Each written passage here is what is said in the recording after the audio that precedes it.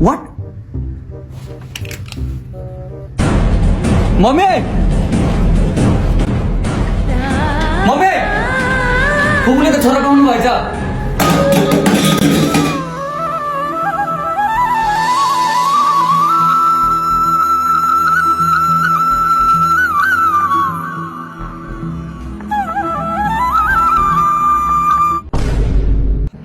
अनि अब इन्सुरेन्स चाहिँ आफ्नै दाइकोबाट गर्ने होला नि त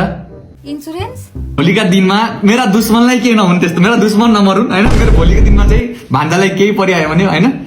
इन्सुरेन्सले बिहोर्छ नि त खाना खाइस्यो भोलिको दिनमा भाउजू कता हुनुहुन्छ भाउजू भोलिको दिनमा कति भोलिको दिनमा भोलिका दिनमा भोलिका दिनमा भान्जालाई के insurance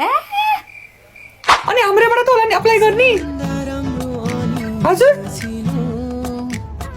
USA Canada Japan Australia UK जता पनि जान मिल्छ कुन कन्सल्टेन्सी हो र नानु बिग एजुकेसन कन्सल्टेन्सी ए छाप्पा छाप हो छाप्पा छाप भिजाहरू त यति फालेछ कि यति फालेछ कुरै छोड्दिनु काठमाडौँमा त्यति मान्छेले फोहोर फाले होइन त्यति भिजा फाल्छ बिग एजुकेसन कन्सल्टेन्सी ल ल ल ल हुन्छ हुन्छ हुन्छ पुपु राखेँ एउटा डिमेट खाता खोलिदिनु भयो अब खाता साता खोलेर ब्याङ्क खाताको डिमेट खाता खोलेर यसो आइपिएस भरिदिने कि पुपु ए चल्ती पैसा हो पैसाको त धारा बोक्छ धारा म्याचिङ ड्रेस लाउने कि रानीहार लाउने कि सुनका बाला हालिदिने हो कि Really, nigga? के गर्ने हो जेबीएलबी